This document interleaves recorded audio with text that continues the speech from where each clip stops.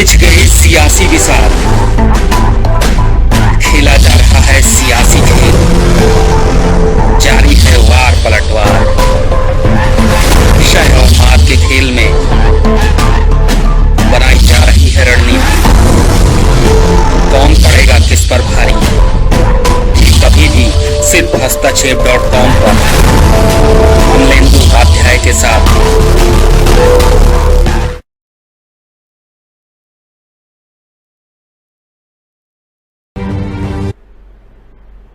नमस्कार, news point लेकर हाजिर हूं मैं राजीव।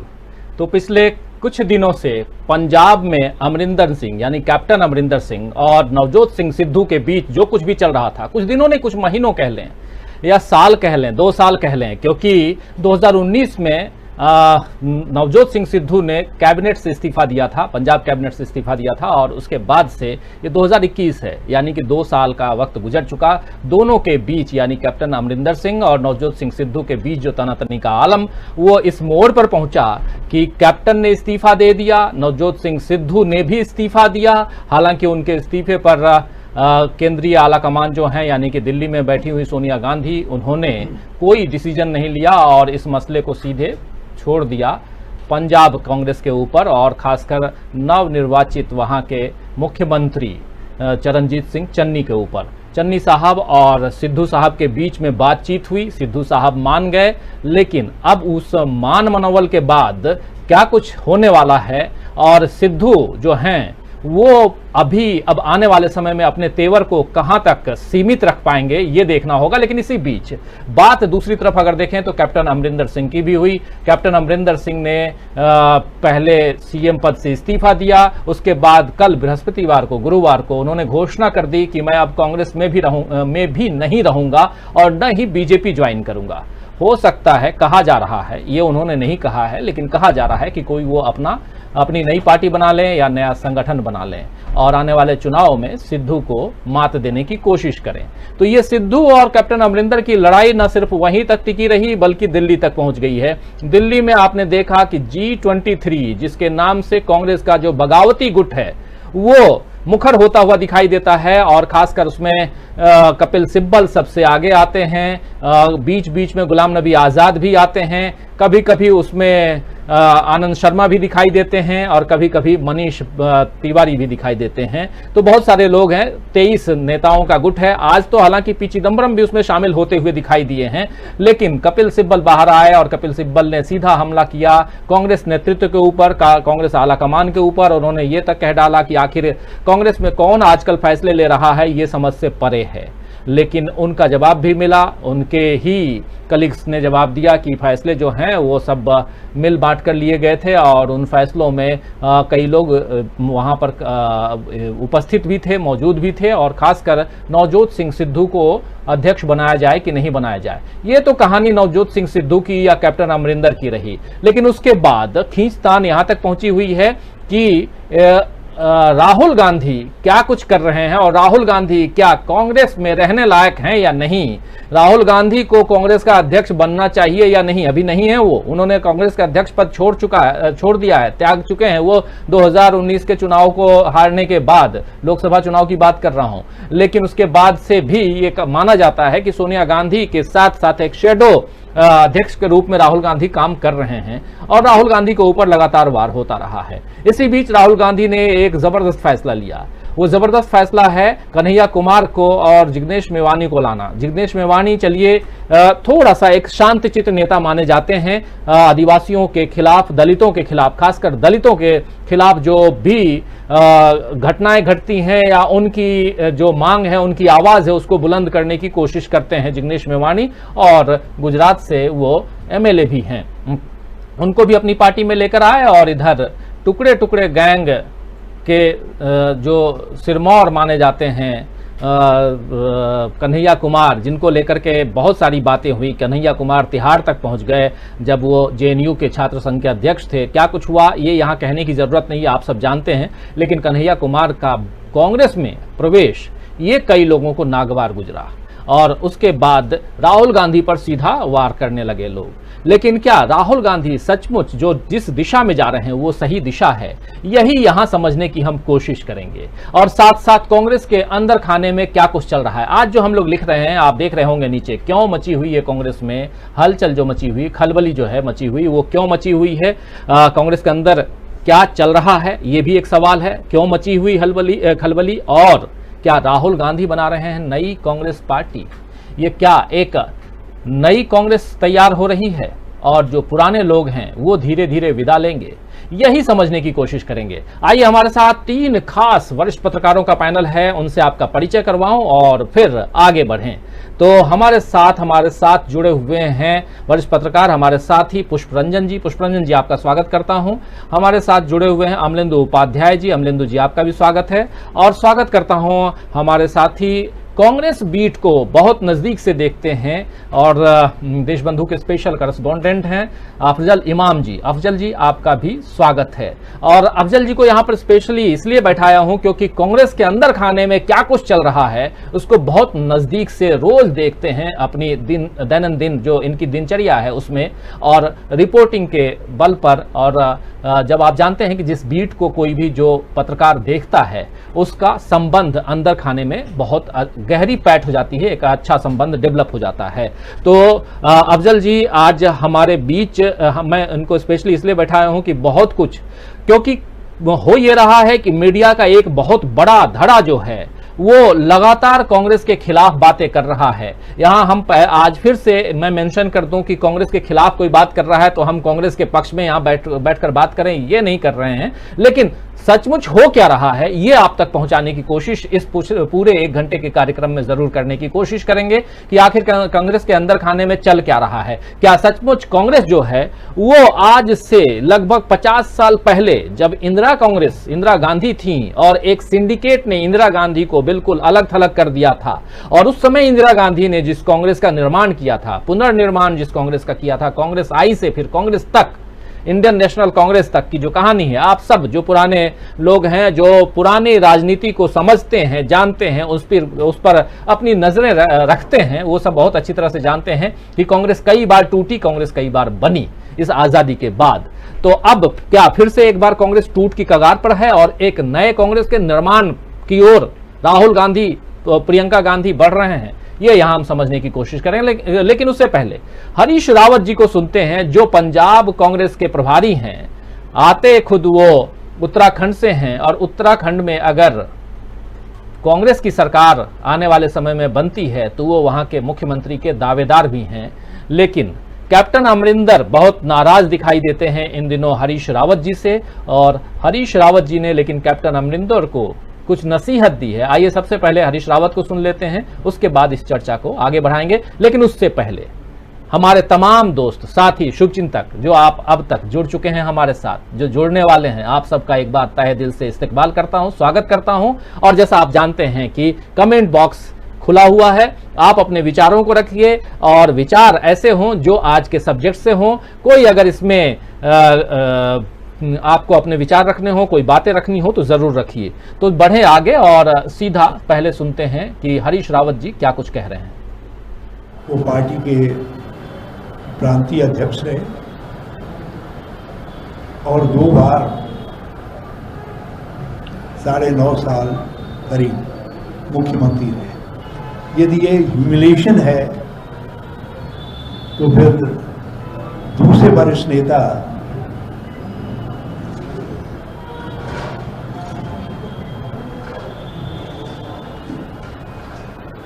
जिनको उनकी तुलना में बहुत कम अवसर मिल पाए,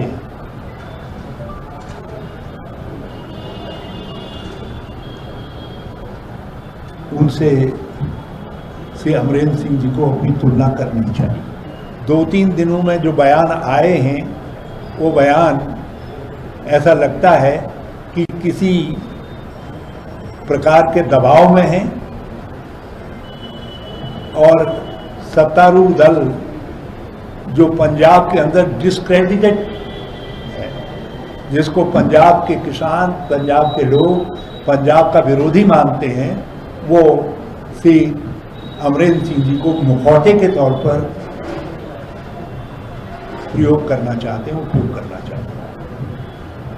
और मैं फिर से कहना चाहता हूं कि अभी तक जो बातें कही हैं कैप्टन अमरेंद्र सिंह जी, उस पर फिर से विचार करें और भाजपा जैसी पंजाब विरोधी, किसान विरोधी पार्टी को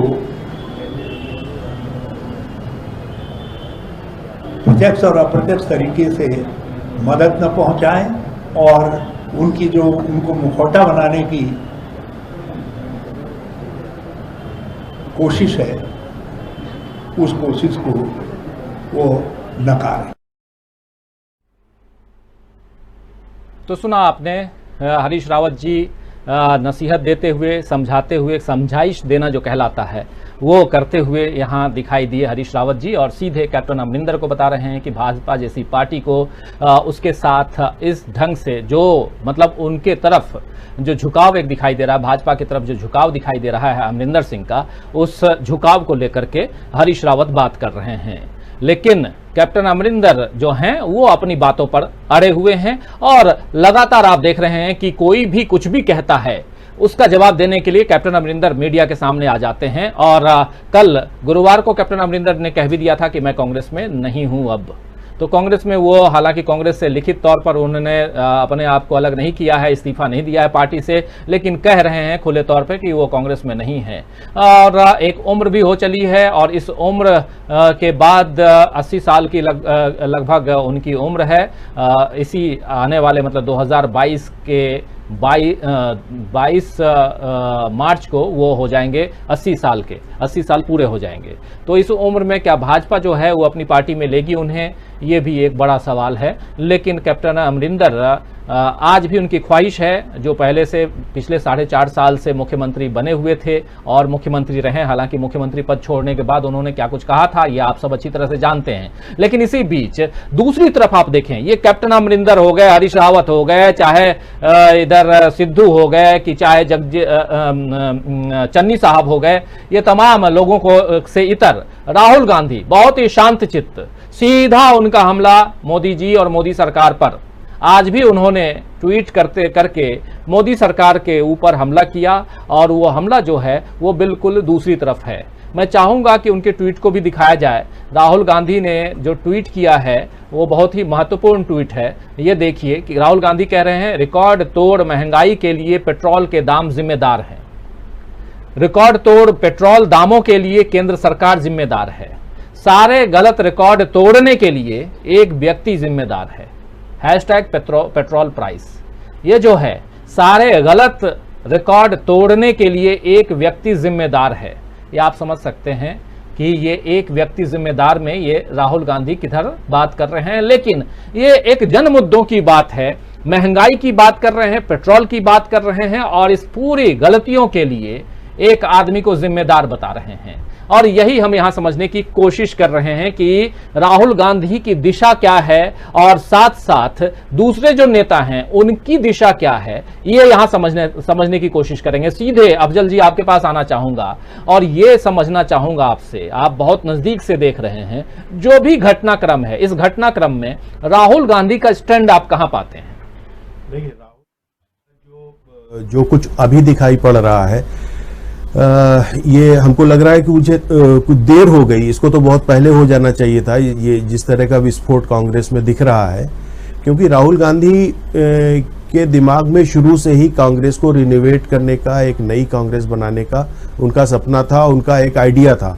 जब वो महासचिव बने थे 2007 में, तो उन्होंने टैलेंट हंट प्रोग्राम चलाया था, जिसमें यूथ कांग्रेस और फ्रंटल संगठनों के वो प्रभारी भी थे और वो कार्यक्रम चलाया गया। बहुत सारे आईटी और मैनेजमेंट के बहुत सारे अच्छे स्टूडेंट्स सब कांग्रेस और एनएसयूआई के साथ जुड़े, यूथ कांग्रेस के साथ जुड़े। लेकिन यूपीए 2 के बाद जिस तरह का माहौल बना और ये प्रायोजित, मैं तो प्रायोजित अन्ना आंदोलन जो बोल रहा हूँ, उससे बुरी तरह से लोगों का मोह भंग हुआ और बहुत सारे लोग उसकी वजह से भाग गए। दूसरे इंटरनल जो पूरा सेटअप था कांग्रेस का, वो उसको उन लोगों को वो टैलेंट्स जो अच्छे नौजवान आए थे उनको संभाल नहीं पाए। फिर 2014 के चुनाव के पहले राहुल गांधी ने ऑफ द रिकॉर्ड बातचीत में ये कहा था, हालांकि वो ऑफ द रिकॉर्ड नहीं रहा, तमाम अखबारों में और टीवी में वो बाकायदा हेडलाइन चल गई कि लोकसभा चुनाव के बाद मैं कांग्रेस को पूरी तरह से बदल दूंगा। उसके बाद जो पुराने नेता थे उनमें अजीब सी बेचैनी शुरू हो गई और राहुल गांधी का असहयोग वहीं से शुरू हो गया। राहुल गांधी ने जो भी कदम उठाया, जो भी फैसला लिया, उसका सहयोग उनको पार्टी में नहीं मिला। वो राफेल घोटाले तक जो है दिखाई पड़ा, जिसपे उन्होंने उनकी शिकायत भी थी कि हमारे नेता हमारा साथ नहीं देते। तो वो आइडिया था। और पूरे उस दौर में जब वो ये सारा सब कुछ कर रहे थे तो उसमें ज्योतिरादित्य सिंधिया और मिलिंद देवड़ा, सचिन पायलट और जितेंद्र प्रसाद, इस तरह के जितने भी, बीजेपी एक तरफ आरोप लगाती थी कि भाई भतीजावाद है कांग्रेस में और परिवारवाद है, वहीं ये एक काउंसिल ऑफ प्रिंस टाइप का एक वो बन गया था, एक ग्रुप था जो टीम राहुल के नाम से जाना जाता था। और टीम राहुल और ये पूरी तरीके से जनता से, इसका कोई आम आदमी से और वर्कर्स के मतलब कार्यकर्ताओं के साथ इसका कोई जीवंत संपर्क नहीं था। और सिर्फ सोशल मीडिया और इस तरह की चीज़ें, कुछ फैंसी चीज़ें, ये सारा ये पूरा चलता रहा। बाद में जिस तरह कोई वैचारिक एकता उसमें दृढ़ता नहीं थी कि वैचारिक रूप से कांग्रेस के साथ जुड़े रहें ये लोग। नतीजा ये हुआ कि 2019 के बाद ये सारे जितने लोग थे जो कुलीन घरानों के, इन्फ्लुएंशियल फैमिलीज के, जो इस तरह के नेता थे, वो एक एक करके धीरे धीरे छटने लगे। उसमें अलग अलग पार्टियों में लोग चले गए, लोग निराश हो गए, कुछ हो नहीं रहा है, कुछ हो नहीं रहा है, कुछ हो नहीं रहा है। हालांकि कुछ करने की जिम्मेदारी इनके ऊपर थी। फिर राहुल गांधी के लाइन में जो शिफ्ट आया, जो दिखाई पड़ा, वो उसके चुनाव में जो सूट बूट की सरकार और प्रधानमंत्री मोदी के सूट से उन्होंने शुरू किया था। उसके बाद फिर उसके पहले वो भट्टा परसौल से वो किसान और गरीब मजदूर नौजवान इस लाइन पे गए। और अब वो पूरी तरीके से दृढ़ है aggressive secularism with social justice और इकोनॉमिक जस्टिस। और इसके लिए वो सारे फैसले इसी लिहाज से ले रहे हैं। संगठन के अंदर सिर्फ कन्हैया कुमार और जिग्नेश मेवानी की बात नहीं है। आप यूपी पे यूपी एक मॉडल के रूप में कांग्रेस में नजर आ रहा है, जहां उन लोगों को जगह दिया है पार्टी ने जो कभी सोचा नहीं जा सकता था। वामपंथी पृष्ठभूमि के लोग, वहां से आए हुए लोग और जो वाकई में जमीन पे संघर्ष करते थे, ऐसे लोगों को कांग्रेस ने जा करके अपने साथ जोड़ा है और उसका रिएक्शन एक दिखाई पड़ रहा है। बिल्कुल अफजल जी, और भी बातें और बहुत सारी चीजें आप बता रहे हैं और उन बातों तक आएंगे। और कौन कौन लोग आए हैं, जाने वाले लोगों की बात तो यहां हो रही है, लेकिन कौन कौन लोग आए हैं, वो नाम जो कहीं दूसरी जगह गुमशुदगी के साथ वो नाम कहीं और चस्पा होता रहा, वो सारे नाम यहां अब कांग्रेस में दिखाई दे रहे हैं। और उन नामों के साथ कांग्रेस कैसे आगे बढ़ रही है। और दूसरी तरफ जो लोग जा रहे हैं, चाहे ज्योतिरादित्य सिंधिया हो, चाहे उसके बाद आप देखिए जितेंद्र प्रसाद हो, चाहे अभी ललितेश पति त्रिपाठी हो, ये ऐसे नाम हैं जो कई बार सुर्खियां बटोर रहे हैं कि हाँ ऐसे लोग चले गए। लेकिन ये लोग कौन थे, ये भी समझना होगा। ये ऐसे लोग थे जो ऑलरेडी, जिनके पिताजी या जो खानदानी राजनीति से आए हुए लोग थे और जिसको कांग्रेस ने बहुत कुछ दिया। और आज जब कांग्रेस का बुरा वक्त आया, तब ये लोग कांग्रेस का साथ छोड़ के चले गए।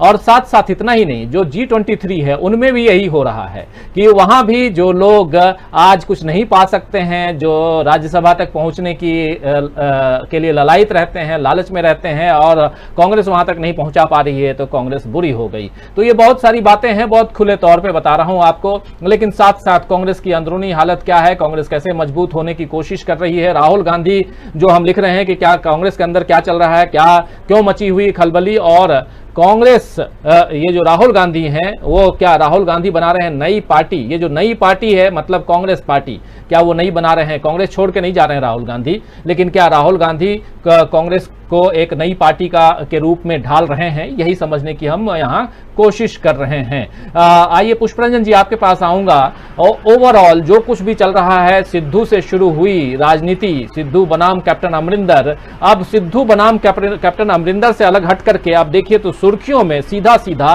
कांग्रेस आला कमान है और सीधा वार राहुल गांधी के ऊपर हो रहा है, सोनिया गांधी के ऊपर हो रहा है कि इन लोगों को डिसीजन लेना नहीं आता है। ये लोग जो डिसीजन ले रहे हैं वो बहुत ही अजीबोगरीब डिसीजन है और ऐसे ऐसे लोगों को अपने यहाँ ला रहे हैं और ऐसे ऐसे लोग छोड़ के चले गए जिनकी जरूरत थी। आपको क्या लगता है कि जो लोग छोड़ के गए उनकी सचमुच जरूरत थी या ऐसे लोग, जबकि अपने पास हम देखें यहाँ 1.5 साल का इस देश में ऐसा हाहाकार का आलम था, मतलब कोरोना काल में पहली लहर उसके बाद दूसरी लहर, उन दोनों लहरों के बीच में अगर काम करने वाले जन नेता होते तो बहुत काम करते, लेकिन जन नेताओं में कुछ नेता ऐसे निकले और खासकर कांग्रेस में श्रीनिवास के अलावा, यानी इंडियन यूथ कांग्रेस का जो अध्यक्ष हैं श्रीनिवास, उसके अलावा दूसरा एक जो बॉलीवुड के हीरो हैं सोनू सूद, उनका नाम भी काफ़ी प्रमुखता के साथ आता रहा।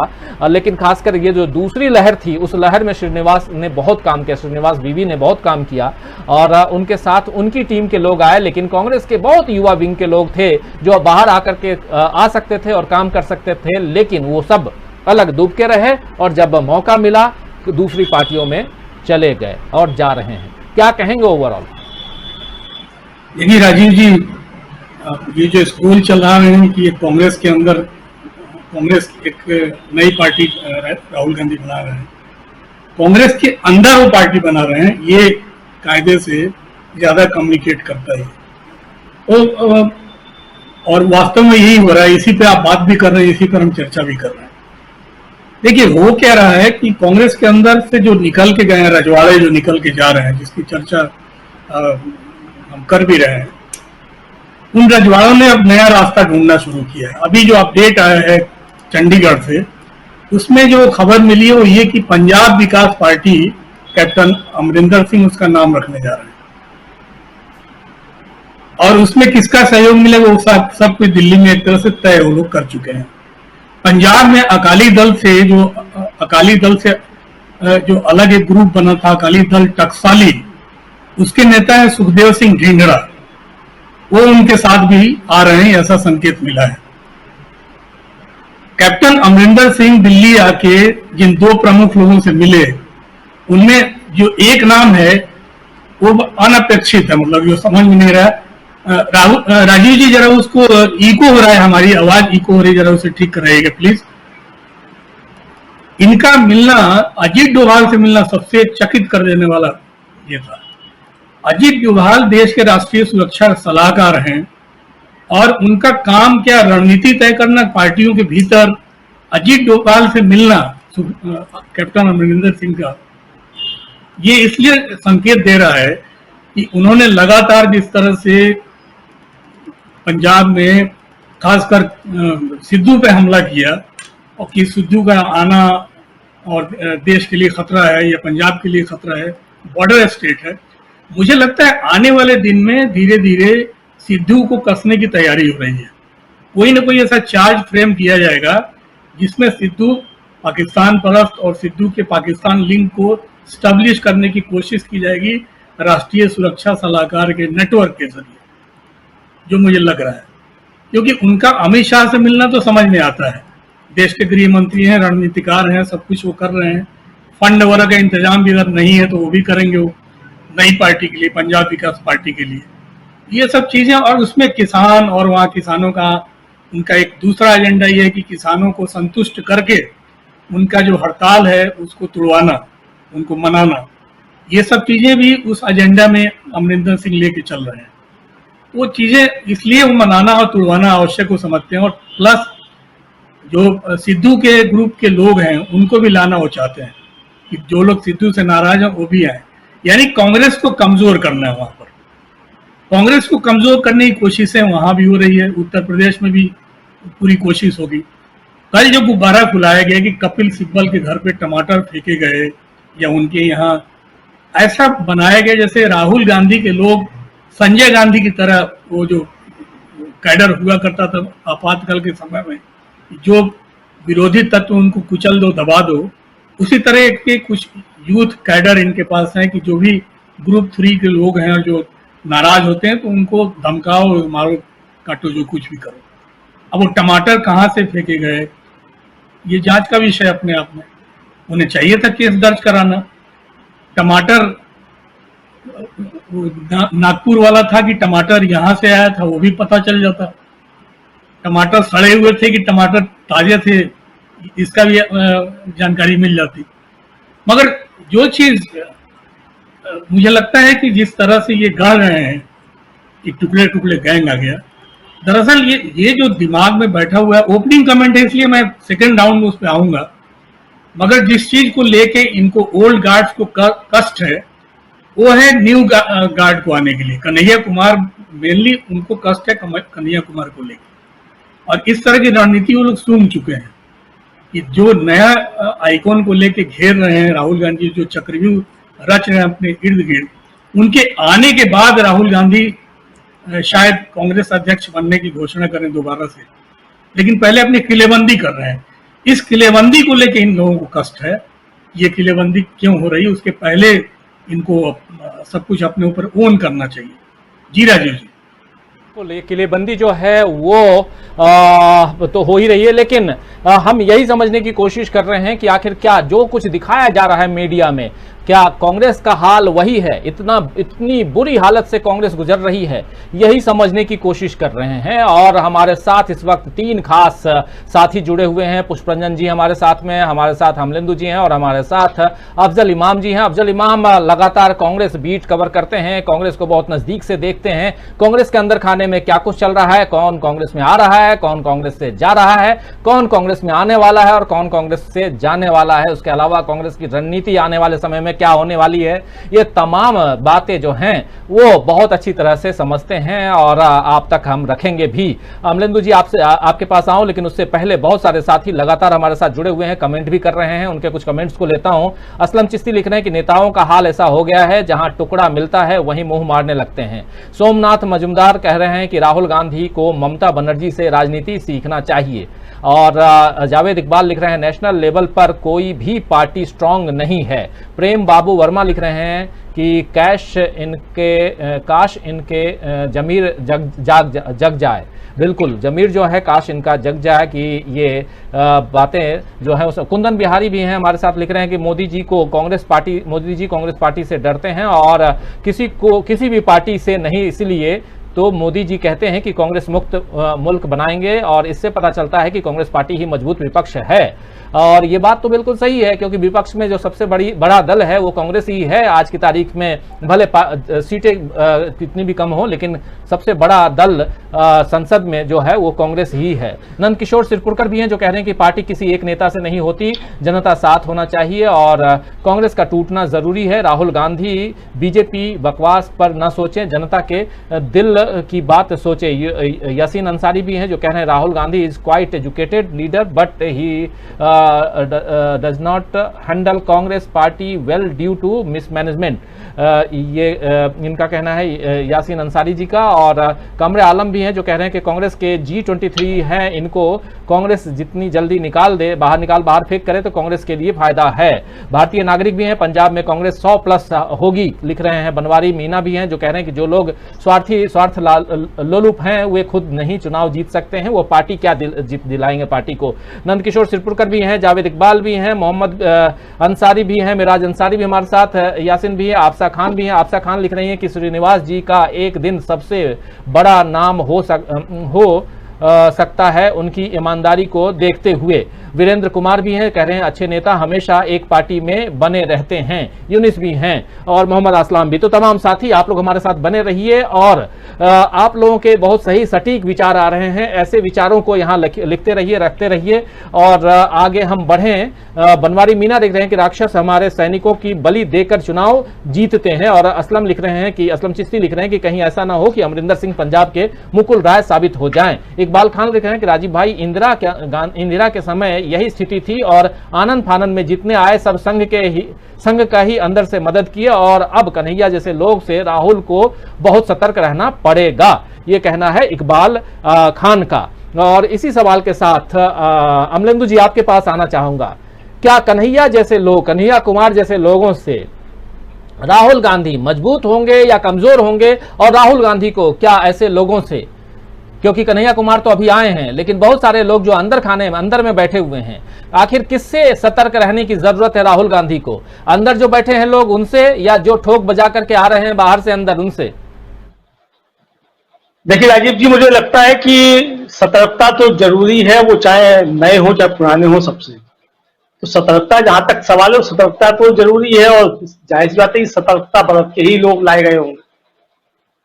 तो ऐसा तो नहीं है कि बिना सतर्कता के लोग लाए गए होंगे, ठोका बजाया गया होगा और लंबे समय तक बातचीत चलने के बाद भर्ती किया गया होगा। अब वो कितना फायदेमंद होंगे या नहीं होंगे वो अलग का प्रश्न है, उस पर अभी नहीं जाना चाहिए। लेकिन जहां तक सवाल, जो अंदर लोग घुसे हुए और जो लगातार नुकसान पहुंचा रहे हैं, ये अच्छे तरीके से 2019 का चुनाव राहुल गांधी को नहीं हरा।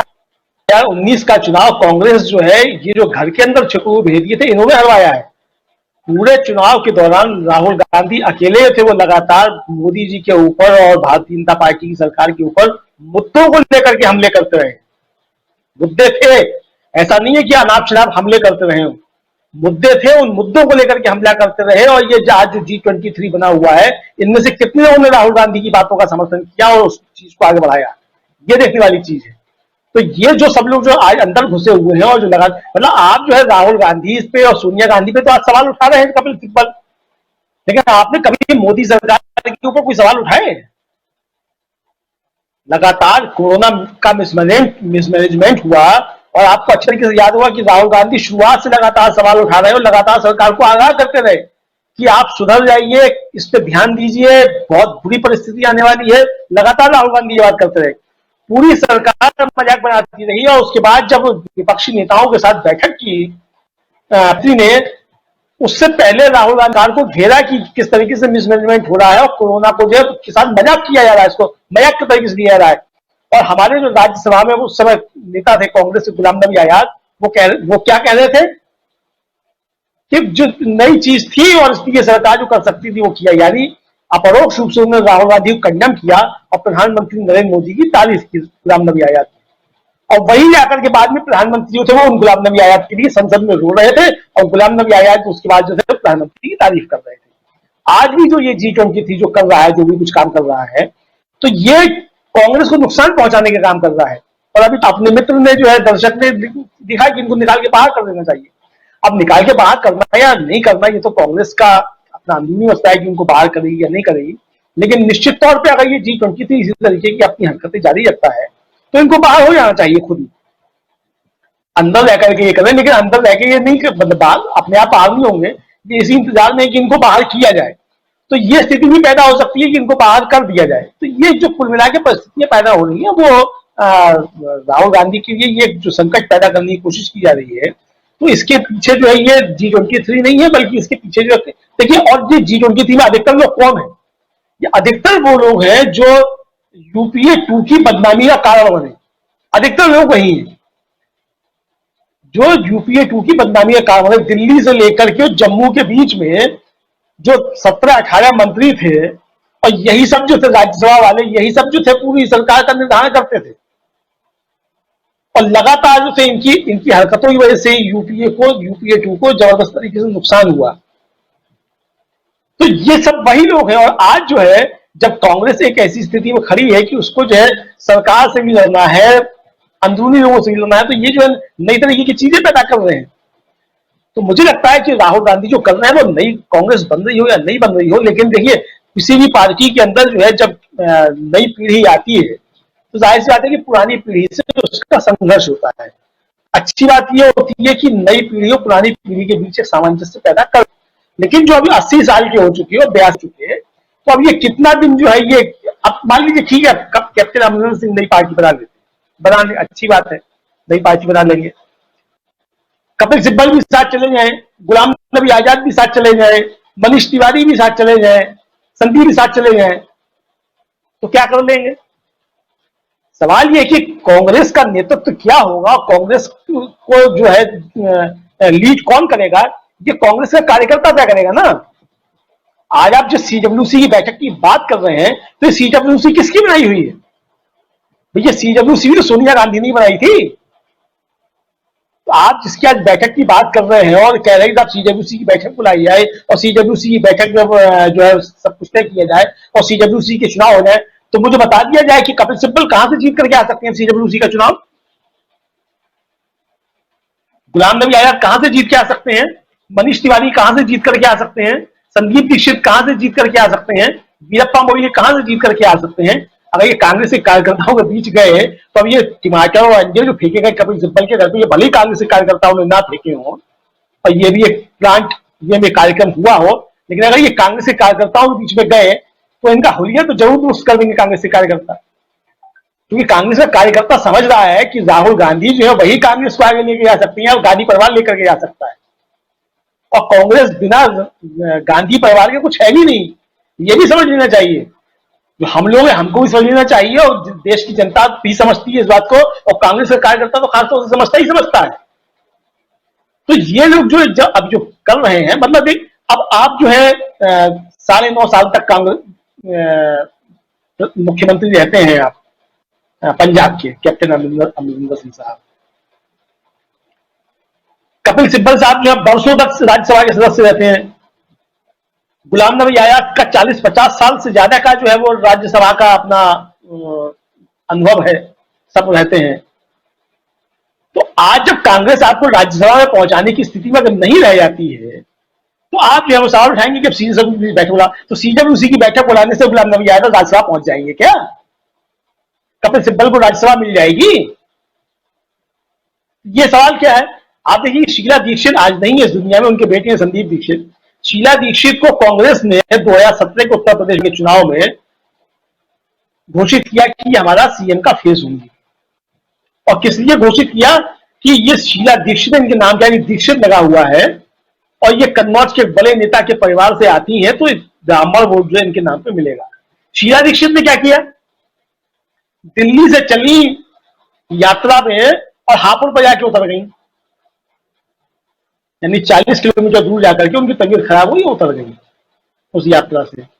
आप समझ लिया, उन्होंने झगड़ा चल रहा था शिवपाल का और अखिलेश यादव का समाजवादी पार्टी में, और सबसे पहला बयान जो शीला दीक्षित का आता है उस झगड़े के दौरान कि समाजवादी पार्टी का अध्यक्ष तो अखिलेश यादव को होना चाहिए और वो जो है इसको लीड कर सकते हैं। यानी जो कांग्रेस का फेस था उत्तर प्रदेश के अंदर मुख्यमंत्री बनने का, उसने पहले ही घोषित कर दिया कि हम लड़ाई में नहीं है, अखिलेश यादव को जो है लड़ाई लड़नी चाहिए। यानी 27 साल यूपी बिहार की हवा जो थी तो कांग्रेस के सीएम फेस नहीं निकाल दी। तो अब संदीप दीक्षित जो है वो अब सवाल उठाए हैं, तो अपना चुनाव तो हारे दिल्ली संदीप दीक्षित। अगर आप इतने बड़े नेता हैं और आपके दम पे ही कांग्रेस थी दिल्ली में, तो अपना लोकसभा चुनाव भी जीतना चाहिए था, सबको हार जाना चाहिए, कोई बात नहीं, सब हार रहे। केजरीवाल की बहुत अच्छी हवा चल रही थी, संदीप दीक्षित की हवा क्यों नहीं चल रही थी, क्यों लोकसभा का चुनाव हार गए? तो ये सब चीजें जो है ये सवाल निश्चित तौर पर उठेंगे। मैं ये नहीं कहता कि इनको निकाल देना चाहिए या बाहर नहीं निकाल देना चाहिए, ये कांग्रेस का अपना अंदरूनी मसला वो तय करेगी क्या। लेकिन जिस समय पार्टी एक संकट के समय में हो और केंद्र में बैठी हुई सरकार जो बिल्कुल निरंकुश हो चुकी हो और उसके ऊपर अंकुश लगाने के लिए मजबूत विपक्ष का भी जरूरत हो, ऐसे समय में अगर विपक्ष के अंदर बैठे हुए ये तथाकथित जो है इस तरीके की हरकतें करेंगे, तो कांग्रेस का कार्यकर्ता इनको ठीक करे या ना करे, मगर देश की जनता इनको जरूर ठीक करेगी। जी हाँ जी, बिल्कुल देश की जनता जरूर ठीक करेगी, और ये बिल्कुल वाजिब बात है, क्योंकि जब आप जैसे बहुत सारे उदाहरण भी दिए, कपिल सिब्बल से लेकर के गुलाम नबी आजाद तक कितनी बार आप लोग राज्यसभा में रहे और कांग्रेस के बल पर रहे, कांग्रेस के दम पे रहे, लेकिन स्थितियां क्या है आज जब जरूरत है आपकी कांग्रेस को, पार्टी की जरूरत जब आपकी है, तब आप जो हैं वो कांग्रेस के ऊपर, आला कमान के ऊपर, अपने ऊपर, और बहुत सही बात है कि आपको अगर चुनाव लड़ना है, सीडब्ल्यूसी की बैठक आती है, उसके बाद अध्यक्ष पद के लिए जब चुनाव होगा आप खड़े हो जाइए जाइए और आप जीत कर दिखाइए।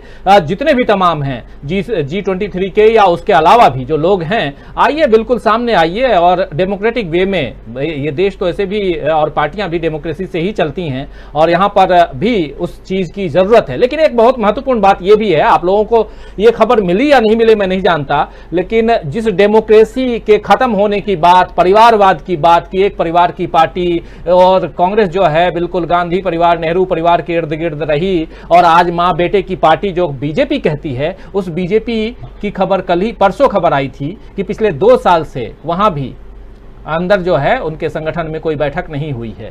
तो जो उंगली उठाते हैं तो वो जो 3 उंगलियां आपके तरफ जाती हैं उधर भी ध्यान रखें। खैर, यहाँ बात हम बीजेपी की नहीं कर रहे हैं, लेकिन संगठन की बात हो रही है, अलग अलग ढंग से बात हो रही है। थोड़ा समझना चाहूंगा अफजल जी आपसे कि आखिर ये जो G23 है, ये इनकी नाराजगी तो राहुल गांधी, प्रियंका गांधी और तमाम लोग अच्छी तरह से समझते भी होंगे। इनके रडार पे, यानी कि राहुल, प्रियंका, सोनिया और जो आला कमान है, इनके रडार पे ये G23 कहाँ दिखाई देता है और इनको कितनी गंभीरता के साथ जो कांग्रेस आला कमान है वो लेते हैं आज की तारीख में? देखिए, G23 जाहिर सी बात है कि जैसा अभी बोल रहे थे अमरिंदर जी की कि ज़्यादातर लोग वही हैं। ये 10 साल यूपीए में जो मलाई खाई बड़े मंत्री रहे और उसके बाद 7.5 साल तक अभी पार्टी में पदाधिकारी रहे और अब वो कंफर्टेबल नहीं महसूस कर रहे हैं। वो मतलब अब उनको लगेगा कि कन्हैया कुमार हमारे सामने बैठ के बात करेगा, कोई दिनेश सिंह या कोई विश्वजीत सिंह टाइप का या कोई रितु सिंह नाम की महिला आकर के हमारे सामने हमको हमारे बराबर से पदाधिकारी बन जाएगी या वो करेगी। एक ईगो है, एक वो अहंकार भरा हुआ है और ये परसेप्शन वार में ठीक है, सहयोगी साबित हो सकते हैं गोदी मीडिया और उनके लिए, लेकिन ये कहा जाए कि ये बहुत कुछ डैमेज कर पाने की पोजीशन में है क्योंकि इनकी कोई फॉलोइंग नहीं, इनका कोई मास बेस नहीं है। ये चुनाव जीते भी हैं तो उसके अपने कारण रहे, कांग्रेस का अपना वर्क रहा है, इनका अपना कोई मास बेस नहीं है।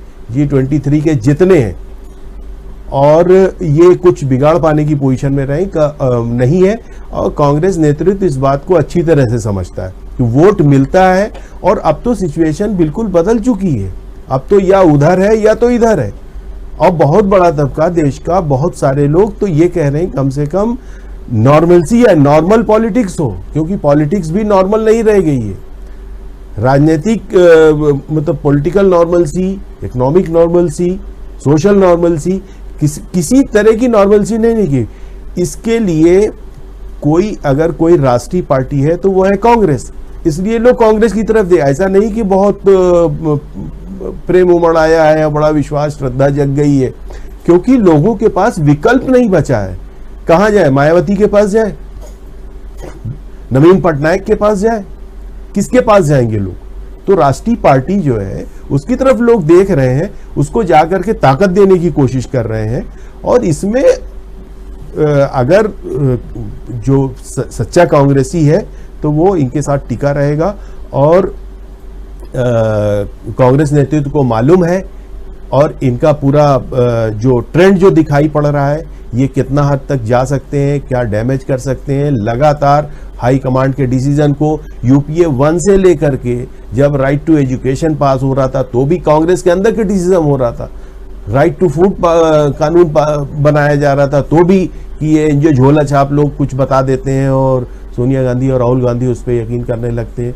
इस तरह की सारी चीज़ें जितना भी कांग्रेस ने मनरेगा जब आया तो उस पर भी, तो ये सारे इससे तो क्राइसिस पैदा हो जाएगी, इससे तो कोई काम नहीं।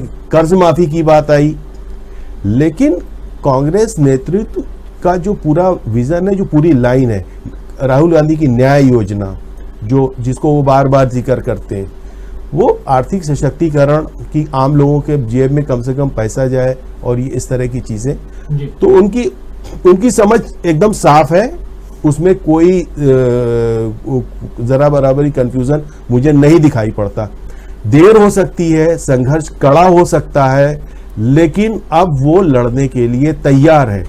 और आज के समय में जीत वही रहा है जो लड़ता हुआ दिख रहा है, लड़ रहा है या लड़ता हुआ कम से कम दिख रहा है। ममता बनर्जी, अशोक गहलोत, छत्तीसगढ़ भूपेश बघेल, जो भी जमीन पे उतर के लड़ा है उसने जीत हासिल की, और इस बात को कांग्रेस नेतृत्व समझ रहा है। बिल्कुल बिल्कुल, आज की तारीख में, और ये बिल्कुल न सिर्फ आज की तारीख में, अगर आपको जन नेता बनना है, आपको अगर राजनीति करनी है, तो आपको धरातल पर यानी धरती पर उतरना होगा, सड़कों पे आना होगा, और जो सड़कों पर आया है वही नेता बना है। और खासकर कांग्रेस में भी, जैसे बता रहे हैं, चाहे छत्तीसगढ़ के मुख्यमंत्री भूपेश बघेल हों, चाहे राजस्थान के मुख्यमंत्री अशोक गहलोत हों, या उनके अलावा जो भी नेता हैं, या आज की तारीख में राहुल गांधी भी अब जिस प्रकार मुखर होकर के बाहर निकल रहे हैं, और बहुत सारे नेता जो उनके साथ लगे हुए हैं, यही नेता, यही लोग आगे बढ़ेंगे। हमारे बहुत सारे साथी अपने अपनी बातें रख भी रहे हैं, और नंद किशोर सिरपुरकर लिख रहे हैं कि कांग्रेस G23 के नेताओं को बाहर का रास्ता दिखा दे, अब रास्ते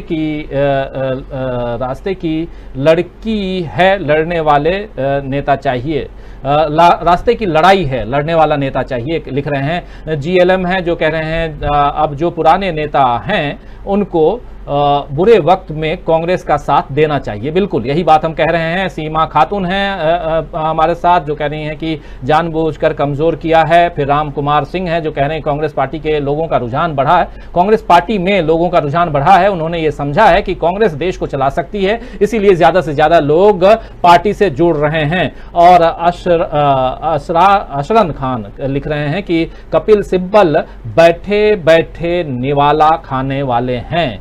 मनोज जी भी हमारे साथ जुड़े हुए हैं, जावेद इकबाल, तमाम साथी बने हुए हैं। लेकिन सीधा पुष्परंजन जी आपके पास आना चाहूंगा। जो कुछ कांग्रेस के अंदर हो रहा है अभी हम लोग उस पर चर्चा कर रहे हैं, और कांग्रेस की बात पूरे घंटे भर इसलिए भी करना जरूरी है क्योंकि यहां दिन दिन भर पिछले कई दिनों से जो मीडिया का एक बड़ा धड़ा है वो कांग्रेस पे बात कर रहा है, और बहुत खुश फहमी के साथ कि कांग्रेस जो है वो बहुत कमजोर हो रही है। लेकिन कांग्रेस में इस्तीफों की झड़ी, तो ऐसा वैसा बहुत सारी चीजें, यहां साफ है कि अमरिंदर सिंह से इस्तीफा लिया गया, इसमें कोई दो राय नहीं है। इससे शायद आप भी सहमत होंगे कि कैप्टन अमरिंदर सिंह से इस्तीफा लिया गया। जब कैप्टन ने खुद कहा कि जब मैंने सोनिया गांधी से कहा कि मैं इस्तीफा देना चाह रहा हूं या देने जा रहा हूं, तो सोनिया गांधी ने कहा आई एम सॉरी। इसका मतलब सीधा था कि वो अगर चाहती तो मना सकती थी, कह सकती थी कि नहीं कैप्टन आप रुक जाओ, लेकिन उन्होंने कुछ नहीं कहा। इसका मतलब है कि वो इस्तीफा देना चाहते थे। सिद्धू साहब इस्तीफा दिए, लेकिन इस्तीफा उनका स्वीकार नहीं किया गया, और अभी वो पंजाब के प्रदेश कांग्रेस कमेटी के अध्यक्ष हैं, PCC के अध्यक्ष हैं। लेकिन अब उनका तेवर पहले से कम है, और सिद्धू की पूरी राजनीति सिखों की तरफ है और सिख वोटर्स की तरफ है। आप याद कीजिए पिछले 2 साल में सिद्धू ने पूरा का पूरा उस वोट बैंक को टारगेट किया है जिस वोट बैंक में बहुत मजबूती के साथ शिरोमणि अकाली दल की पकड़ है। यानी सिद्धू जो है वो अपना काम कर रहे हैं। अब तीसरा एक वोट बैंक जो है पंजाब में वो है दलितों का वोट बैंक। 32 से 34% वहां पे दलित वोटर्स हैं, और उस पर नजर शिरोमणि अकाली दल और उनका गठबंधन बसपा का था, और साथ साथ आम आदमी पार्टी का भी था। लेकिन वहां पर चरणजीत सिंह चन्नी को ला करके उसमें भी सेंधमारी कांग्रेस ने कर दी। अगर ऐसे देखा जाए, एक सियासी गुणाभाग को सामने ला करके देखा जाए पुष्परंजन जी, तो यहां पर कांग्रेस कहां कमजोर होती हुई दिखाई दे रही है, यहां तो मुझे मजबूत होती हुई दिखाई दे रही है। और कांग्रेस को कमजोर या कांग्रेस की हवा निकालने की बातें जिस प्रकार मीडिया में चल रही हैं, उस आधार पे कांग्रेस को बार बार हर तरफ दिखाया जा रहा है कि कांग्रेस कमजोर हो रही है। लेकिन अब वहां से पंजाब से बाहर निकल करके हम दिल्ली आते हैं, और दिल्ली में हम देखते हैं कि जहां राहुल गांधी अपने कुनबे को मजबूत कर रहे हैं, युवाओं पे आप याद कीजिए कुछ दिन पहले उन्होंने यूथ कांग्रेस के विंग को उन्होंने संबोधित किया था। उस समय उन्होंने खुले तौर पर कहा था कि जिनको हमारी पार्टी में रहना है रहें, और जो मेरी पार्टी की विचारधारा से सहमत नहीं है वो उनकी विचारधारा से सहमत है, यानी RSS और बीजेपी की विचारधारा से सहमत है, वहां जाएं। खुले तौर पे उन्होंने कह दिया था। मतलब कि साफ है कि वो ये कह रहे हैं कि आप हमारे साथ रह सकते हैं, रहना चाहते हैं तो रहिए, लेकिन जाना चाहते हैं तो चले जाएं। और इस पैगाम के बाद भी अगर कुछ ऐसे लोग, कपिल सिब्बल टाइप के लोग अगर बाहर निकल कर आते हैं और अभी भी बार बार अपनी बातों को दूसरे ढंग से रखते हैं, तो मैं थोड़ा ये समझना चाहूंगा, दिल्ली में आप बहुत अच्छी तरह से दिल्ली की राजनीति को समझते हैं और टॉप लेवल की राजनीति को समझते हैं। ये जो चीज़ें चल रही हैं, सिब्बल साहब, गुलाम नबी आज़ाद साहब, या उसके अलावा बहुत सारे ऐसे नाम हैं, मनीष तिवारी हैं, या अगर कहें तो आनंद शर्मा जी हैं, वीरप्पा मोइली साहब हैं, बहुत लोग हैं। ये अंदर रह कर के पूर्ण रूप से पूरी तरह से कांग्रेस को खत्म करने का इन्होंने की कस्में खा ली हैं, या कुछ और है, या आप इसको किस रूप में देखते हैं? आने वाले समय में कांग्रेस और भी बुरे दौर से गुजरने वाली है, या कांग्रेस का एक अच्छा राह जो है वो उस पर कांग्रेस निकल चुकी है? क्या किस ढंग से आप देखते हैं, क्या कुछ समझते हैं, ये जरा समझाइए। राहुल जी, देखिए राजीव जी, जो चीज मैं फॉलो कर रहा हूँ वो ये है कि कैप्टन अमरिंदर सिंह ऐसे नहीं जाते। 80 साल का बरगद जो है इतना बड़ा था, उस बरगद को हटाने के लिए सिद्धू का इस्तेमाल किया गया। सिद्धू को तैयार करके बाकायदा एक वानर लीला जो है पंजाब में दिखाया गया। उस वानर लीला के तहत नोचो खसोटो, सिद्धू अपने तरीके हैं उनके। उसके बाद इनको खुद भागना पड़ा, मतलब उनको भगाने का तरीका उन्होंने ढूंढ लिया था। ये लोग जल्दी जाने वाले नहीं है। जिस बात को आप चर्चा कर रहे हैं कि यूथ कांग्रेस की बैठक में इन्होंने कहा कि जिनको जाना है वो जाएं, और हमारी पार्टी में जिनको रहना है, वैचारिक स्तर पे रहना है तो रहें। ये G20, आज कपिल सिब्बल ने कहा भी कि हमको बार बार ये लोग कहते हैं जी हुजूर 23, G23 के बदले में जी हुजूर 23 हम नहीं हैं, हम तो G23 ही हैं। तो मतलब कि ये खुद मानते हैं कि इनके यहाँ जो कार्यकर्ता जाते हैं और जब तक जी हुजूर नहीं करते हैं, ना तो कपिल सिब्बल का सर हिलता है कि बुलाओ, ना आनंद शर्मा का, ना हुड्डा जी का, संदीप दीक्षित जिसकी चर्चा अभी अमलेंदु जी कर रहे थे।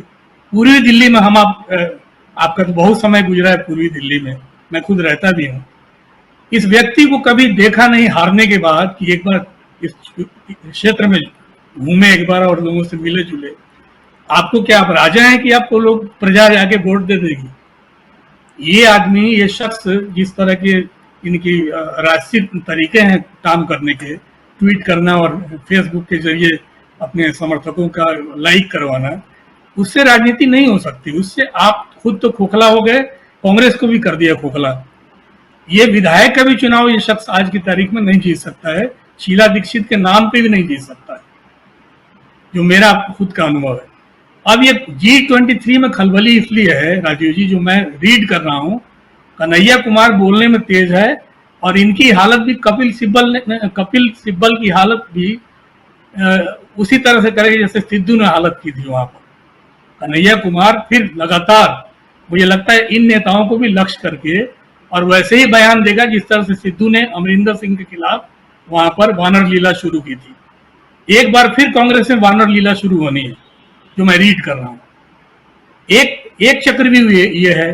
दूसरा, चन्नी जिसको इन्होंने सीएम बनाया है, चन्नी आज दिल्ली में थे, मोदी जी से मिले और बोले कि साहब देखिए, किसानों की सुनिए और उनकी समस्याओं का निदान कीजिए।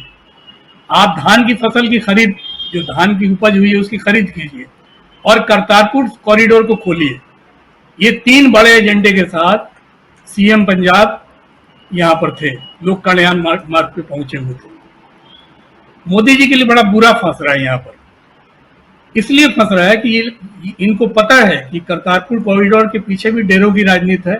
ये केवल दलित राजनीति कांग्रेस नहीं करने जा रही है। कल को इनके लक्ष्य में केवल दलित नहीं है, दोआब की राजनीति भी है, डेरों की राजनीति भी है।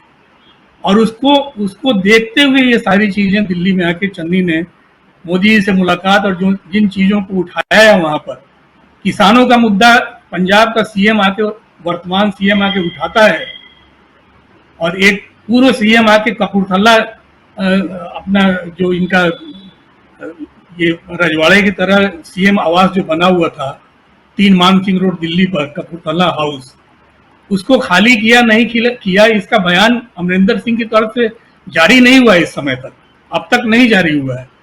वो आए किससे किससे मिल के गए, ये चीजें सबकी समझ में आ रही है। कपूरथला हाउस में गए, वो उनको दर्द क्या है उस हाउस में, जब भी ये गए होंगे इस बार खासकर इनको तकलीफ हुई होगी, क्योंकि कपूरथला हाउस का बहुत लंबा केस चला था और महाराजा कपूरथला के परिजनों से एकाधिकार को की चुनौती दी गई थी पंजाब सरकार की तरफ से, और इसका फैसला भी जस्टिस तलवंत सिंह की अदालत में दिल्ली हाई कोर्ट ने किया था। कपिल सिब्बल उसके एडवोकेट थे, ये ध्यान रखने की बात है। तो आज जिस कपूरथला हाउस को जीतने के बाद, कपिल सिब्बल तो सबसे फ्रंट लाइन में थे उसको जीतने के लिए, अमरिंदर सिंह की नाक की लड़ाई भी थी, तो कपिल सिब्बल एंड कंपनी जी हुजूर 23 को चाहिए कि अमरिंदर सिंह ने जो पंजाब विकास पार्टी की स्थापना की घोषणा करने जा रहे हैं, जब वो सिद्धू के विरोधियों को ला सकते हैं तो जो राहुल गांधी के विरोधी हैं उनको ही बुला लें अपनी इस पार्टी में, एक एक करके आ जाएं, वरना ये वानर लीला जब शुरू होगी तो बड़ा कठिन हो जाएगा एक तरह से।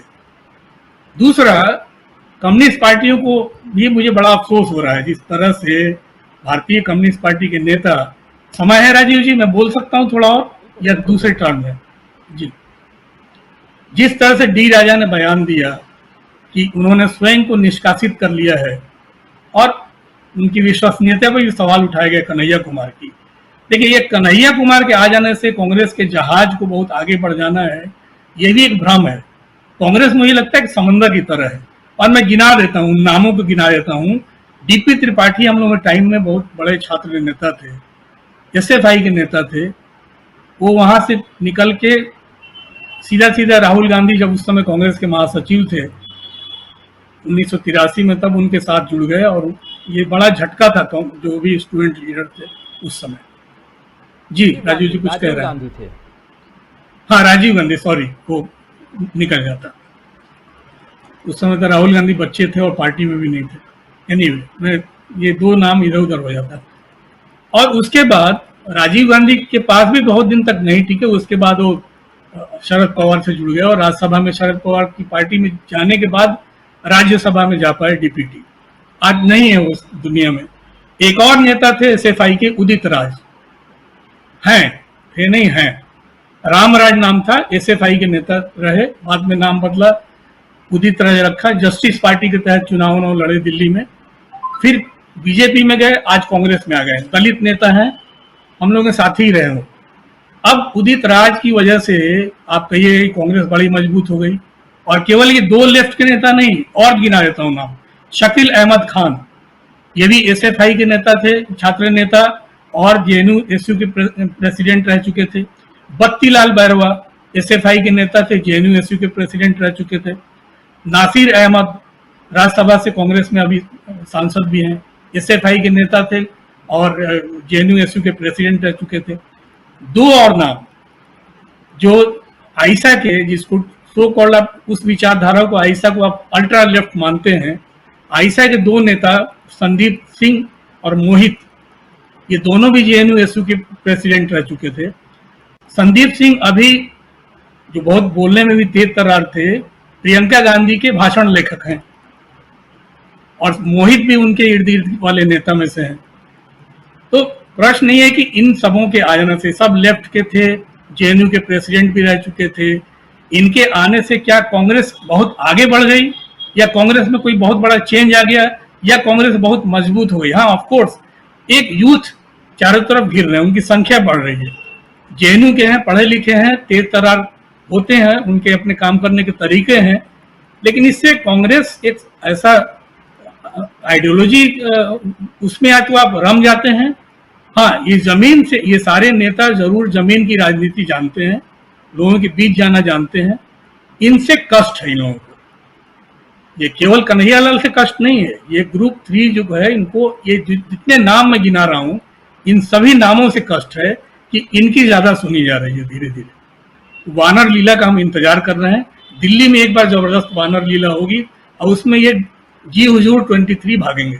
जी राजीव जी, आपने जितने नाम बताए हैं अभी, और उसमें से कई जो हैं वो यंग लीडर्स हैं, और बिल्कुल सही कह रहे हैं कि जो वानर लीला की जो बात कर रहे हैं, और दिल्ली में जब ये लीला होगी तो उसके बाद क्या होगा वो देखने वाली बात है। और G23 उसके बाद वो जो है वो कहाँ दुम दबाकर भागेंगे, ये भी समझना होगा। और सीधी सी बात है कि आप या तो पार्टी के लिए काम कीजिए, किसी भी संगठन में हैं आप तो उस संगठन के साथ जुड़िए, संगठन की आइडियोलॉजी के साथ रहिए, और अगर आपको संगठन की आइडियोलॉजी, संगठन के जो प्रमुख लोग हैं वो पसंद नहीं आ रहे हैं तो वहां से तौबा कीजिए, वहां से अलविदा बोलिए और निकल लीजिए, ये ज्यादा ठीक रहता है। लेकिन आप अंदर रह करके ही दीमक की तरह जड़ों को कमजोर करने की कोशिश करेंगे तो ये गलत है, और ये सरासर गलत है, ये इसे कोई भी सही नहीं मानेगा, और इसे राजनीति में भी किसी भी ढंग से नहीं देखा जाना चाहिए। और शायद हमारे जितने साथी जुड़े हुए हैं ये भी इस बात से सहमत होंगे। एक बार फिर से अमलेंदु जी आपके पास आना चाहूंगा, बहुत सारे नाम गिना रहे थे अभी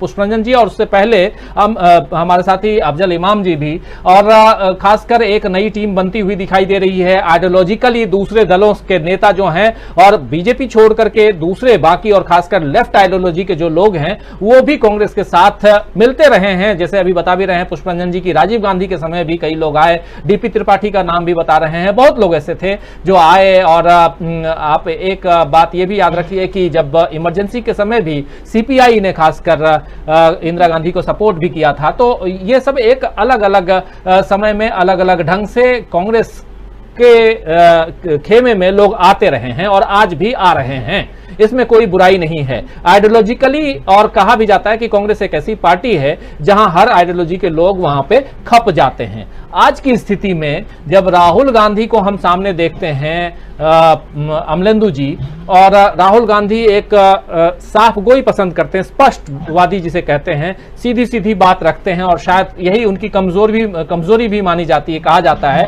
कि इतना भी स्पष्ट मत हो जाओ कि आप संसद में जाके मोदी जी को बोलो कि आप मुझसे नफरत करोगे, मैं आपसे प्रेम करूंगा और जाकर के प्यार करूंगा, और जाकर के एक हग करने की कोशिश करो, और उसके बाद मोदी जी कहने लगे कि आप तो गले ही पड़ गए, गले मिलने गए थे और गले पड़ गए का आपके ऊपर ही तमगा उल्टा लग जाए तो उससे बुरा और क्या हो सकता है। ये राहुल गांधी हैं, बहुत ऐसी चीजें राहुल गांधी के ऊपर चस्पा हो गई हैं। लेकिन फिर भी राहुल गांधी आज की तारीख में जिस आइडियोलॉजी के साथ आगे बढ़ रहे हैं, देखिए राहुल गांधी की बात हम इसलिए यहां कर रहे हैं क्योंकि इस देश में जितना मजबूत विपक्ष होगा उतना ही मजबूत लोकतंत्र होगा। अगर लोकतांत्रिक देश है तो एक तो प्रजातंत्र, लोकतंत्र में जनता ने चुन करके सरकार बैठा दी है, लेकिन सरकार के ऊपर वॉचडॉग की भूमिका में दो लोग रहते हैं, एक विपक्षी दल और दूसरा मीडिया। विपक्षी दल उतना मजबूत है नहीं, और मीडिया कहां बैठा हुआ है वो आप सब जानते हैं अच्छी तरह से, तो मीडिया की बात ही नहीं करेंगे। हम जैसे लोग हैं थोड़ी बहुत बात करते हैं तो चार धमकियां मिलती हैं, फिर भी हम बात करते हैं और आगे भी करते रहेंगे। इसलिए हम जो भूमिका निभा रहे हैं वो निभाते रहेंगे, बाकी लोग जाएं जहां जाना है। दूसरी तरफ जब राहुल गांधी की बात और मजबूती की बात करते हैं तो अमलेंदु जी आपसे जरा समझना चाहूंगा कि उनकी जो दिशा है वो क्या एक सही डायरेक्शन इस देश के लोकतंत्र की मजबूती में आप पाते हैं?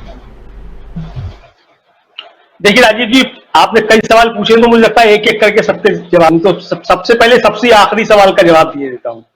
तो सबसे आखिरी सवाल यह है कि राहुल गांधी की दिशा क्या डेमोक्रेसी को मजबूत करने के लिए है, तो इसका उत्तर मुझे लगता है कि निश्चित तौर पे हाँ होना चाहिए, और राहुल गांधी के विरोधी भी जो है वो इससे असहमत नहीं होंगे, क्योंकि राहुल गांधी जिन सवालों को लगातार उठा रहे हैं, मतलब आज से नहीं उठा रहे हैं, जब से राहुल गांधी ने पॉलिटिक्स में कदम रखा, और यहाँ तक कि यूपीए सरकार के दौरान भी राहुल गांधी ने जिन सवालों को उठाया, मतलब अपनी पार्टी की सरकार होती हुई उठाया, वो सीधे जो थे वो आम जनता के हितों से जुड़े हुए थे, और डेमोक्रेसी को एक सही रास्ते पर ले जाने वाले कदम थे वो जो राहुल गांधी ने उठाए। और इस सरकार, मतलब ये पिछले 7 साल गुजरे हैं, इसमें तो राहुल गांधी ने मुझे लगता है अकेला एक व्यक्ति है जिसने को जो है पूरी तरीके से निरंकुश होने से रोक रखा है। मतलब ये सरकार करती है अभी तक जो क्या करती है उसके आप नतीजे समझ सकते हैं। जो मतलब इसके बावजूद अगर ये सरकार इतना सब कुछ कर रही है तो आप समझ सकते हैं क्या स्थिति रखती है। तो ये निश्चित तौर पर रही कि राहुल गांधी जिस दिशा में बढ़ रहे हैं या कर रहे हैं, सरकार बने या नहीं बने कांग्रेस की, मैं इसमें जाना नहीं चाहूंगा कि बनेगी या नहीं बनेगी, कांग्रेस कितना मजबूत होगी या नहीं होगी, लेकिन राहुल गांधी जो सरकार की नकेल कसने का काम कर रहे हैं वो तौर पर काबिल तारीफ है, पहली चीज। दूसरी चीज ये है कि क्या ये जो नई सेना आ रही है इससे कांग्रेस मजबूत हो जाएगी, जो लेफ्ट आइडियोलॉजी के लोग जो आ रहे हैं ये क्या कांग्रेस को ट्रांसफॉर्म कर देंगे, बिल्कुल नई पार्टी बना देंगे। मुझे लगता है कि ये शायद एक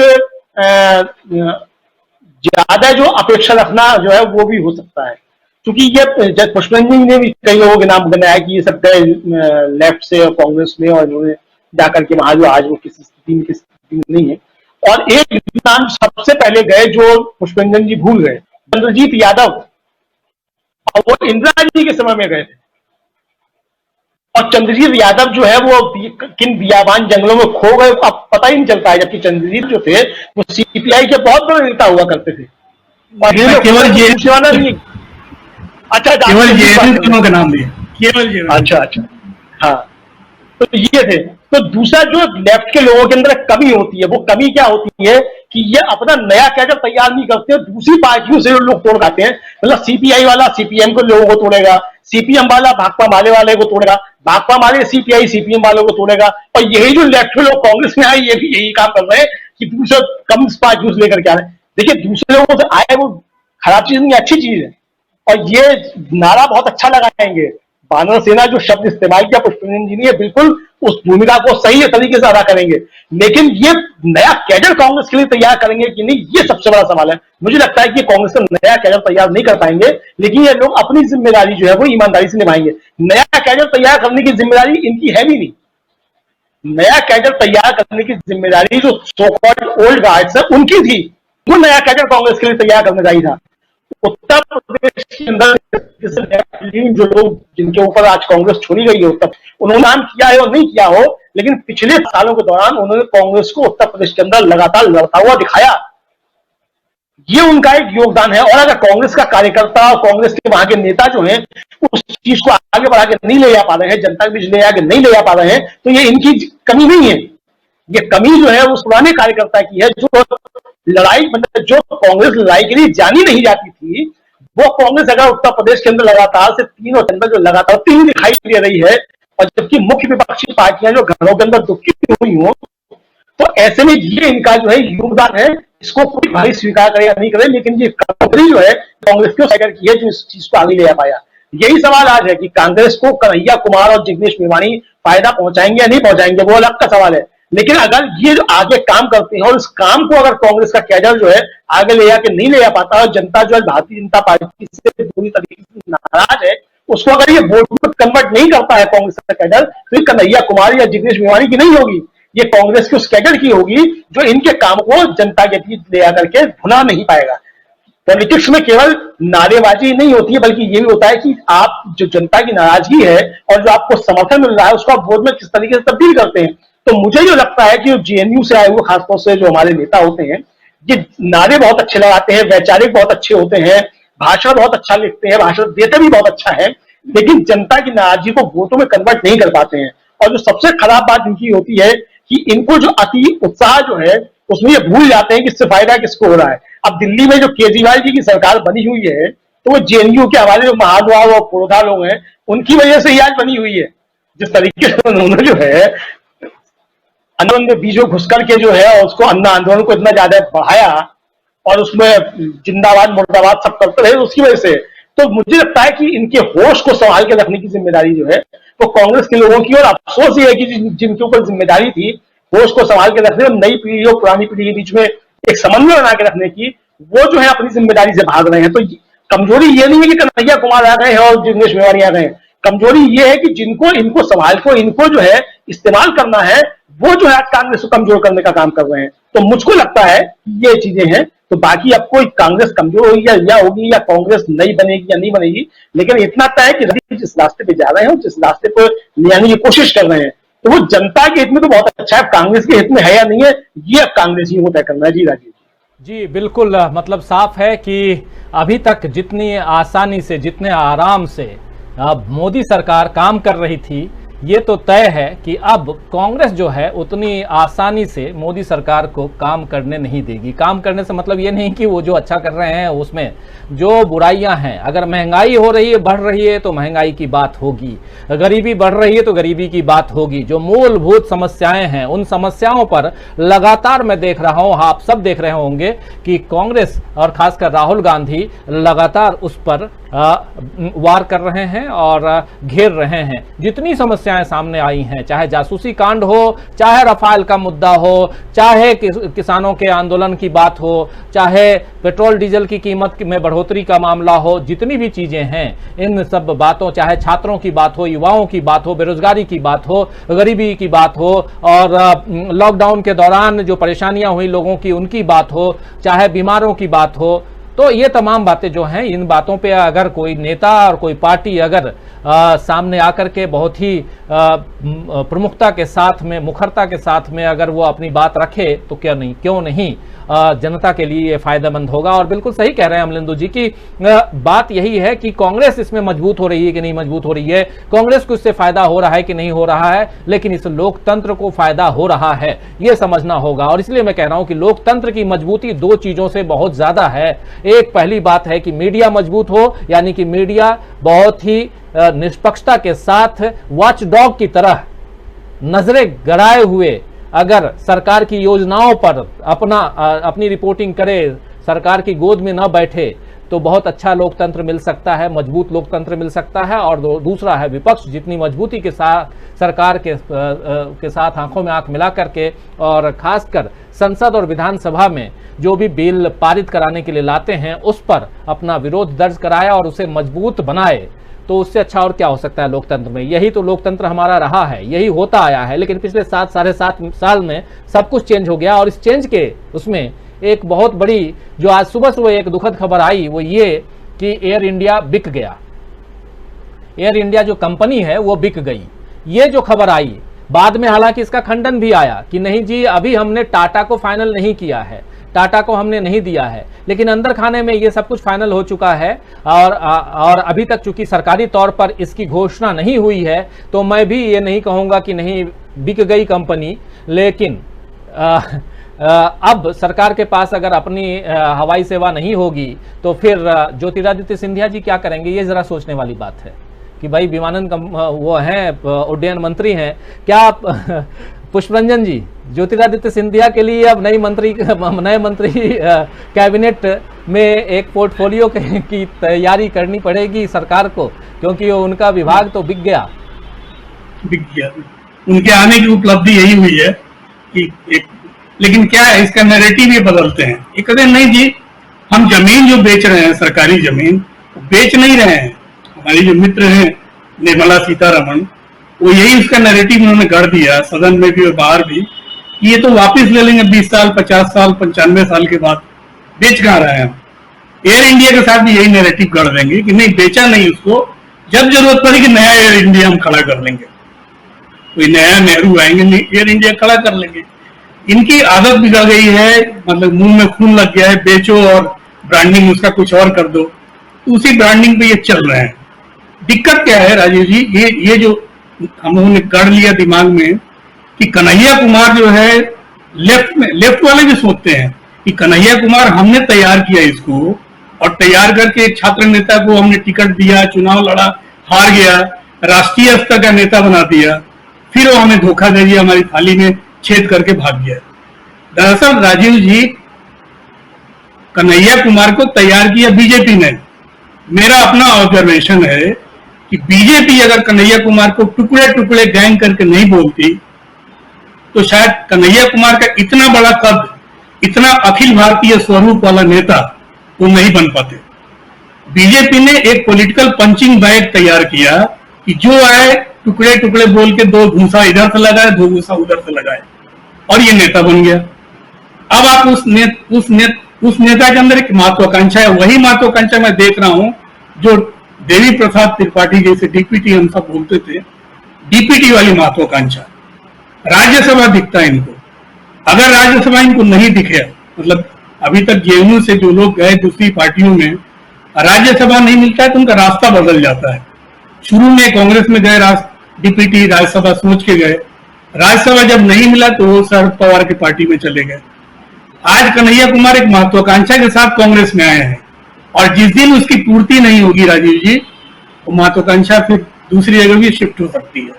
ये ध्यान रखने की आवश्यकता है। सारा मैंने जेएनयू का इसीलिए दिया कि सारे जो आप पूरा इतिहास देख लीजिए तो ये निकल के अपने आप आ जाएगा कि कौन कौन लोग हैं। डीपी त्रिपाठी से लेकर नासिर अहमद तक जो राज्यसभा में थे, अभी हैं और जो थे पहले, उससे स्पष्ट हो जाएगी चीजें। बात यह है कि पार्टी को आप जमीन पे कितना मजबूत करने जा रहे हैं।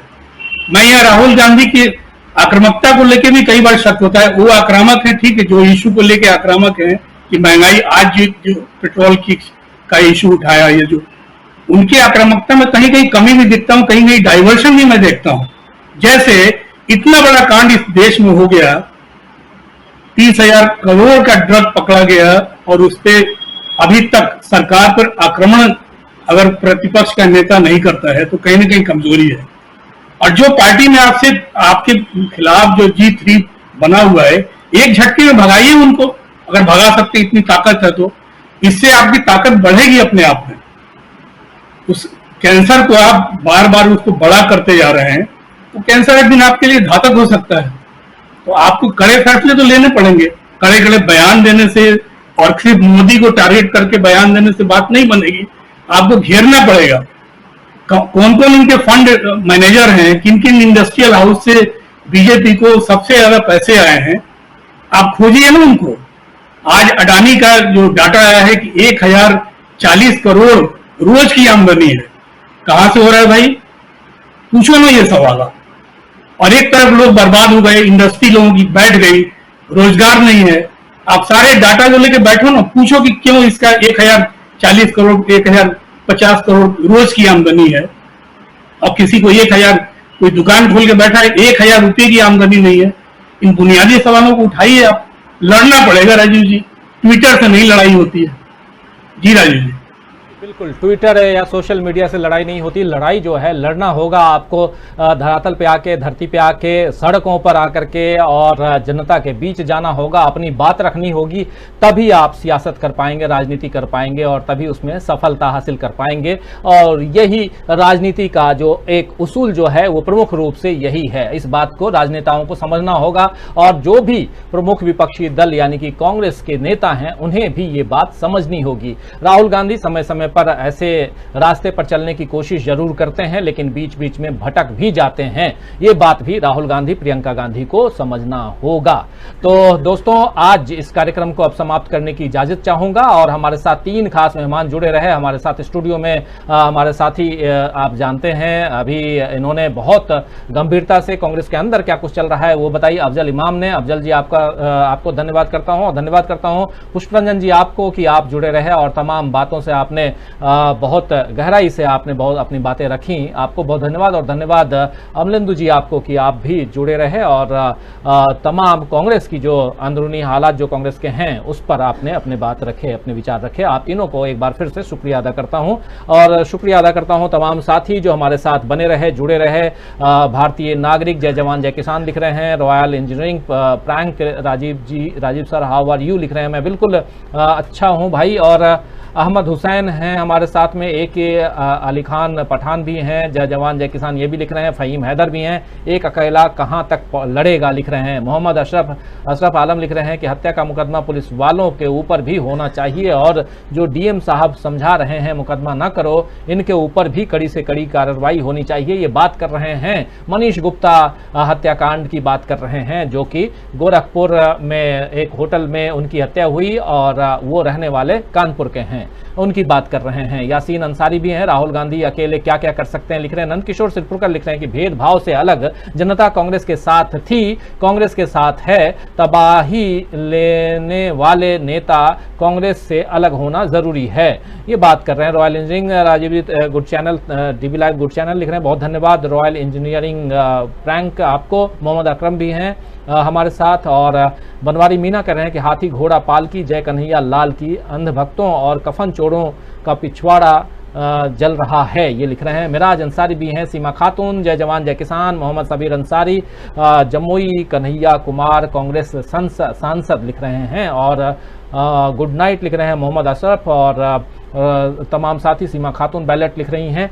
तो अब आप लोगों से विदा चाहूँगा दोस्तों, और कल शाम 7 बजे फिर हाजिर होऊंगा कुछ और घटनाक्रमों के साथ, कुछ और चर्चा के साथ, कुछ और साथियों के साथ, और साथ में रहेंगे आप तमाम साथी जो जुड़ते हैं, हमें अच्छा लगता है। तो मुझे दीजिए इजाज़त और देखते रहिए डीवी लाइव के दूसरे प्रोग्राम, और आपसे अब विदा लेता हूँ। गुड नाइट, शुभ रात्रि, शब बखैर।